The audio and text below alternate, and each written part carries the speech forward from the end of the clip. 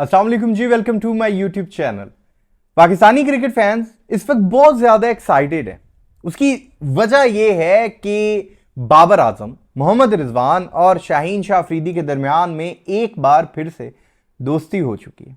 अब आप भी हैरान हुए होंगे ये बात जानकर, और अगर आप नहीं जानते कि भाई दोस्ती अब हुई है तो इनकी दुश्मनी कब थी, तो इस वीडियो में मैं आपको वो भी बताऊंगा कि आखिर ऐसी क्या वजह है कि बाबर आजम, मोहम्मद रिजवान और शाहीन शाह अफरीदी की दोस्ती को लेकर सोशल मीडिया पर पाकिस्तानी क्रिकेट फैंस जो हैं वो इतने ज़्यादा एक्साइटेड हो चुके हैं। बांग्लादेश और पाकिस्तान की जो टेस्ट सीरीज होनी है, इस हवाले से प्रैक्टिस सेशन के दौरान बाबर आजम, मोहम्मद रिजवान और शाहीन शाह अफरीदी की कुछ तस्वीरें इस वक्त सोशल मीडिया पर काफ़ी शेयर हो रही हैं, वायरल हो रही हैं, जिसमें उन तीनों को एक दूसरे के साथ काफ़ी हंसते खेलते देखा जा सकता है। ये तस्वीरें जब से इंटरनेट पर वायरल होना शुरू हुई हैं, जितने पाकिस्तानी क्रिकेट फैंस हैं वो काफ़ी ज़्यादा एक्साइटेड हो चुके हैं और इस सोच में मुब्तला हैं कि आखिर ये दोस्ती हुई किस तरह से। अगर आप नहीं जानते तो मैं आपको बताता चलूं कि कुछ टाइम पहले तक हमें ऐसा लग रहा था कि बाबर आजम, मोहम्मद रिजवान और शाहीन शाह अफरीदी जो हैं इनकी आपस में बिल्कुल भी नहीं बन रही। और ये लग सिर्फ नहीं रहा था, बल्कि बहुत सारे जो स्पोर्ट्स जर्नलिस्ट थे उन्होंने भी इस तरह की खबरें दे दी थी, इस तरह की रिपोर्ट सामने आ गई थी कि पाकिस्तान क्रिकेट टीम में बहुत ज़्यादा ग्रुपिंग है और यही वो ग्रुपिंग थी जिसकी वजह से T20 वर्ल्ड कप 2024 में पाकिस्तान क्रिकेट टीम की जो परफॉर्मेंस है वो इतनी खराब गई है। यही वो वजह थी जिसकी वजह से T20 वर्ल्ड कप 2024 में ऐसा महसूस नहीं हो रहा था कि जैसे पाकिस्तान क्रिकेट टीम खेल रही है, बल्कि ऐसा लग रहा था कि पाकिस्तान की साइड से कोई गली मोहल्ले की क्रिकेट टीम आ गई है T20 वर्ल्ड कप 2024 खेलने के लिए। और अब ये सिर्फ बातें हवा में नहीं थी। बाबर आजम का जो last Pakistan versus Ireland T20 world cup 2024 के हवाले से मैच हुआ था, उसमें बाबर आजम ने ड्रेसिंग रूम में टीम के साथ जो बातें की थी, उन बातों में भी उन्होंने यही कहा था कि मैं जानता हूं मेरी पीठ पीछे कौन बातें करता है। जिसके बाद बहुत सारे पाकिस्तानी स्पोर्ट्स जर्नलिस्ट ने इस तरह की खबरें दी थी कि इस वक्त पाकिस्तान क्रिकेट टीम में 3 ग्रुप्स हैं, बाबर आजम ग्रुप, शाहीन शाह अफरीदी ग्रुप और मोहम्मद रिजवान ग्रुप। यानी कि जितने भी पाकिस्तानी क्रिकेट फैंस हैं वो इस इंतजार में थे कि भाई यहां तो मोहसिन नकवी साहब कोई सर्जरी का आगाज करें या फिर ये खबरें सामने आए कि भाई इनके दरमियान में पॉलिटिक्स चल क्या रही है।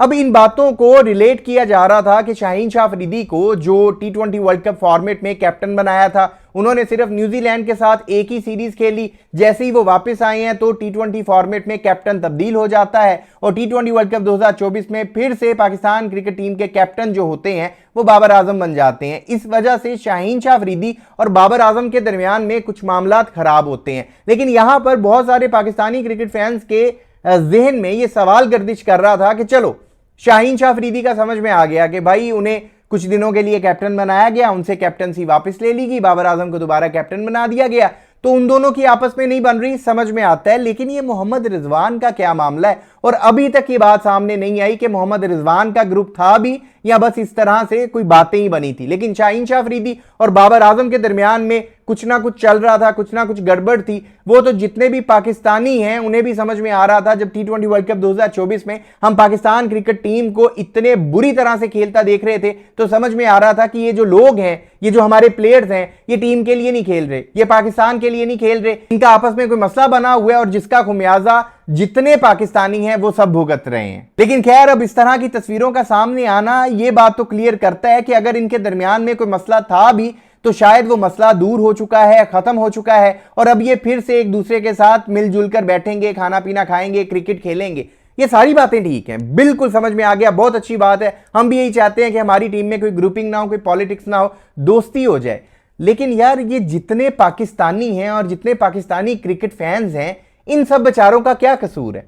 ये आज सुलह करते हैं, कल को लड़ पड़ते हैं और जब ये लड़ पड़ते हैं तो उसका जो खुमियाजा है वो हमें क्यों भुगतना पड़ता है? वो पाकिस्तान क्रिकेट टीम को क्यों भुगतना पड़ता है? किसी भी बड़े इवेंट से पहले अगर इनकी आपस में कोई सियासतें चल पड़ती हैं तो उसका नुकसान किसे होता है? पाकिस्तान क्रिकेट टीम को होता है। तो पीसीबी चेयरमैन मोहसिन नकवी साहब को चाहिए कि भाई जो भी मामला है इनके आपस में क्लियर करें। अब यहां पर बहुत सारे स्पोर्ट्स जर्नलिस्ट का तो ये भी मानना है कि हो सकता है मोहसिन नकवी साहब ने इन तीनों को एक साथ लाइन में बिठाया हो और इनको ये बात समझाई हो कि अगर बंदे का पुत्र बनना है तो ठीक है, वरना आप लोगों की टीम में कोई जगह नहीं है। अब जो भी हकीकत है, पीछे की क्या स्टोरी है, वो तो हमें नहीं पता।